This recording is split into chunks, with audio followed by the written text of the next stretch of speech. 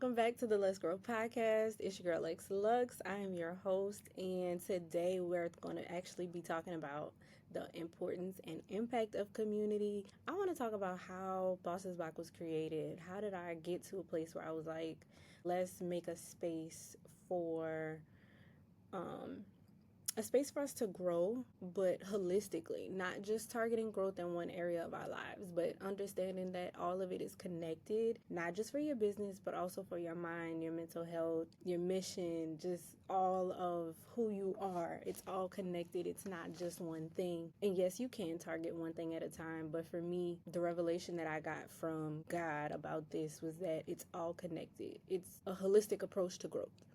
And if you know me, that's my MO, that's my thing. I am a social worker as well as an entrepreneur, so I understand how everything comes together in like this big old ecosystem of my life, right? And I wanted to help other people do that as well, because I would get so many people that would ask me like, how do you do it all? Like, you're so organized. My friends call me the calendar. Like, y'all heard them. They say I'm the calendar. They say I'm very organized, and I am. But because I know that for me, that's needed and that's very necessary for all the things that I have my hands in. So today we're going to be talking about the power of community in that. And then throughout that conversation, I'll kind of go through how I created Bosses Block and why, right? So as you all know, I have an online boutique called Lex Lux Essentials that is actually rebranding and relaunching this fall. When I was in the beginning stages of my boutique, I attended a lot of pop-up shops. I attended a lot of empowerment events, brunches, all the things, right? And I would run into a lot of dope entrepreneurs. They were doing amazing things, but when I got to talking to them, I noticed that we all had this common gap of like, we were trapped in this hustle culture and we felt very isolated. So there was like nothing pulling us out of that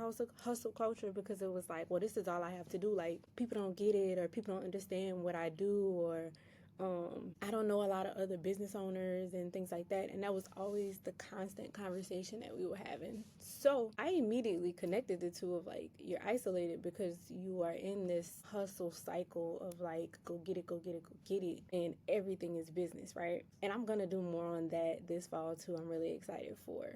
But today I wanted to talk about what I did when I realized that those two things were connected, right? So I was like, the problem is in the other problem, but people don't see that, right? Maybe if I can get them to see that it's connected, then they can be better off, right? And so probably about 3 years into doing my boutique and doing other things and working, and I had just got my social work license, I realized I was like, I want to host workshops with a few different topics that stood out to me. The biggest one that had been in my mind for the longest was like a wellness event for women entrepreneurs, because I wanted to do it with my friends, but they didn't want to do it. They were like, oh no, that's your thing. You know, I don't speak in front of crowds. I don't want to do whatever. So I kind of like just didn't worry about the idea for a while. But then when I was thinking about the workshops, it was the main one that kept like being highlighted to me. So in the promotional material for that event, I guess you could say the theme was like health over hustle, because that's exactly what I kept talking about over and over and over again. And when marketing it, it just stuck with me. And after the event, I realized I wanted to continue helping people when it came to strategy, not just for their business, but also for their life, so that they can get the two to coexist together and not be battling against each other. I think that's the issue we see when people try to balance things. I'm a big rhythm person. I feel like there's seasons that require different rhythms, but I don't necessarily believe that things can be balanced, because you're going to drop one ball to catch the other eventually in some way, shape, or form. Every day is a different thing, so I'm a big rhythms person versus balance, but I think that is the biggest issue, right? So I was like, okay, where do I start with this? And I kind of prayed about it, and I was already doing some of these things, but I was just doing them like here and there, pretty randomly, helping this friend, helping that friend. But I was like, no, like this is actually a thing. So I'm going to create like a community for it. And I wanted to create it on this app called Geneva, because I had Geneva.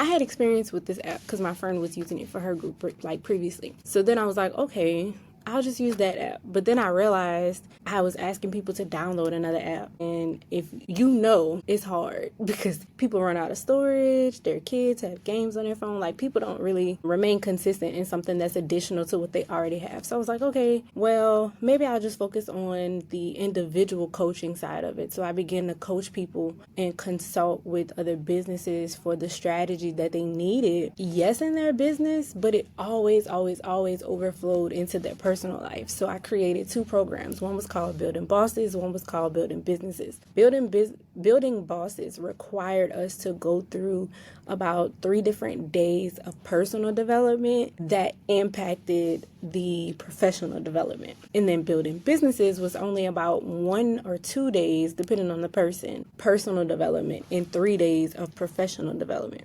And it worked really well for the people that were around me, the people that trusted me, that, you know, they're like, I see you do this all the time, so help me. Like, what am I doing wrong? But then I realized, I was like, okay, I really enjoy doing events. I really want to keep doing events. So Bosses Block became the home of the Cultivate Conference, as well as coaching, consulting, and now the Let's Grow podcast.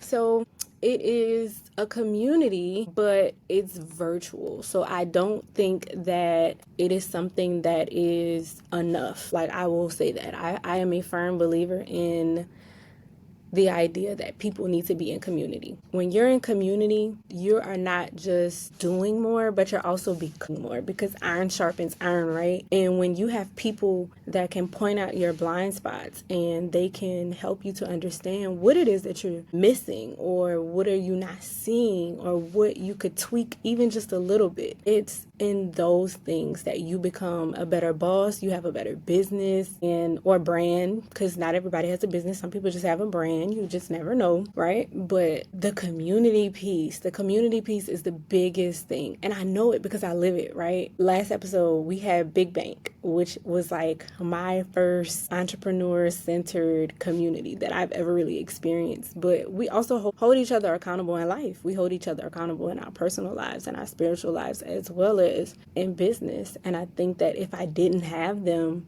I would just be taking this road of like my way or the highway, and what I want is law. And I wouldn't have their perspectives and their sensitivity to my blind spots, right? Like, I just think community as an entrepreneur is so important, because it reminds you that God wants to do something in your business, but he also wants to do something in you. And sometimes the business is just the mode of transportation that he uses to do something in you. And I really appreciate just the impact of community, and I see it at every conference. I see it in every conversation I have with people that attend conference, and I'm like, wait, you made friends. Like, I know Megan, she was a panelist. Y'all know that's my best friend. She actually like goes walking with someone that came to conference consistently, right? Like, they're building relationships. So that one day of community has sprouted out into these small impacts of community. And that's my goal. That is my ultimate goal, because I feel like it is extremely important that we just don't do these things for one day.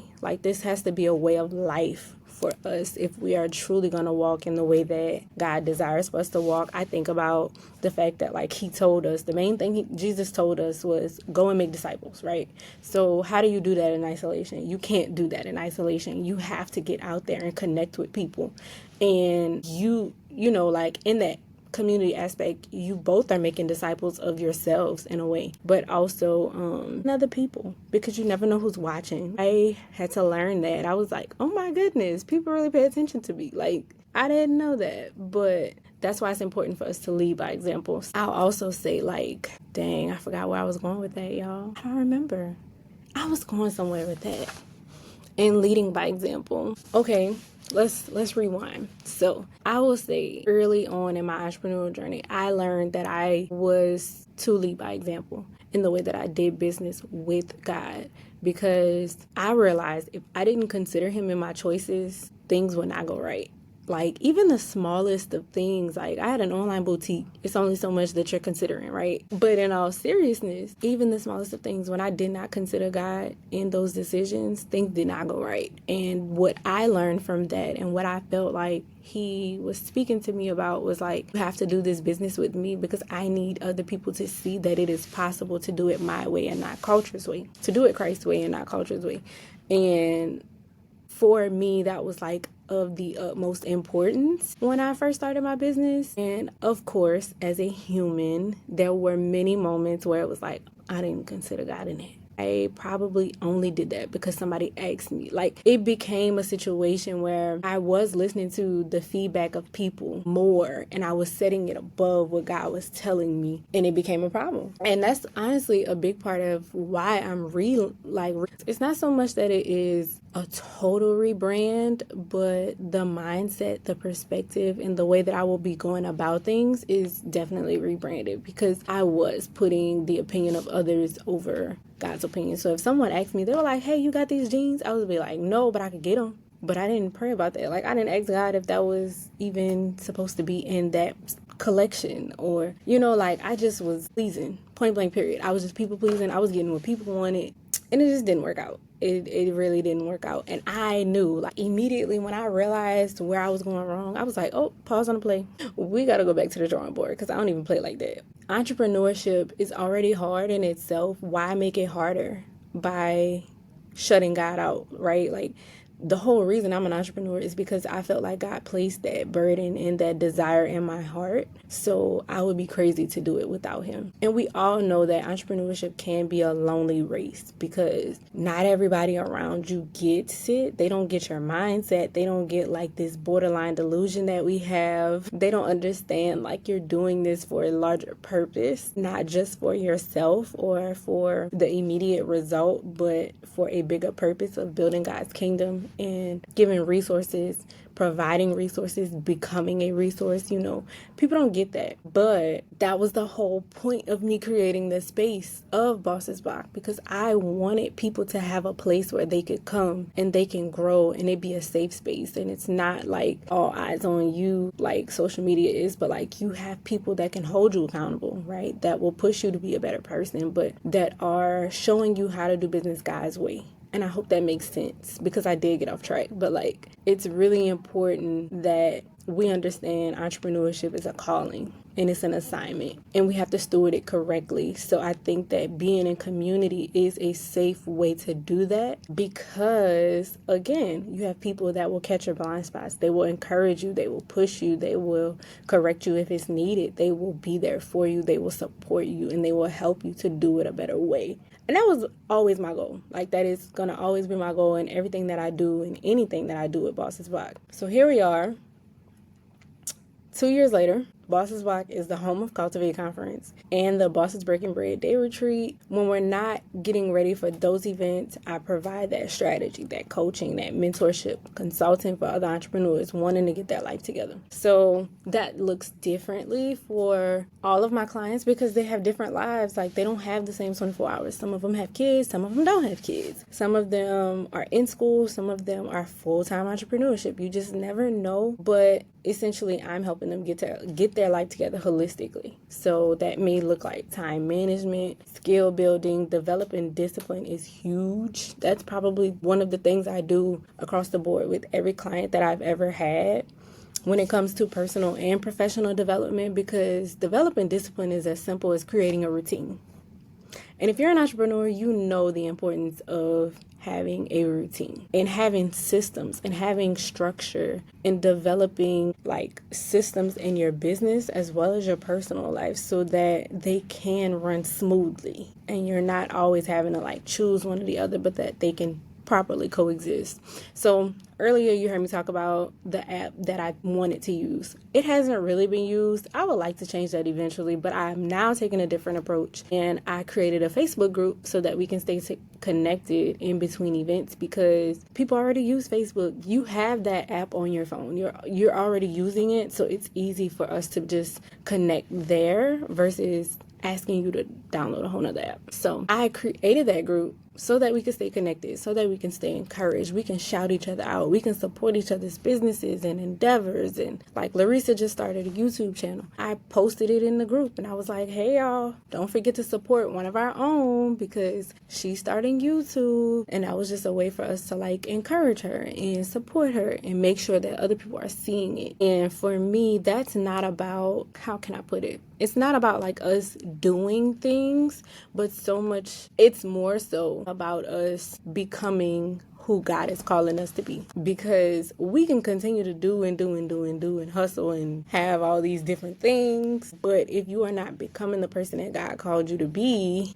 then it's pointless. And that takes intentionality, that takes reflection, that takes community to really walk with you and walk you through those things, which is why, again, we have Boss's Block. I'm going to keep saying it, y'all, because I really want to communicate my desire and my goal for this community. And I know it kind of sounds like I'm all over the place, but we're working through it, okay? All right. So where do I want to go?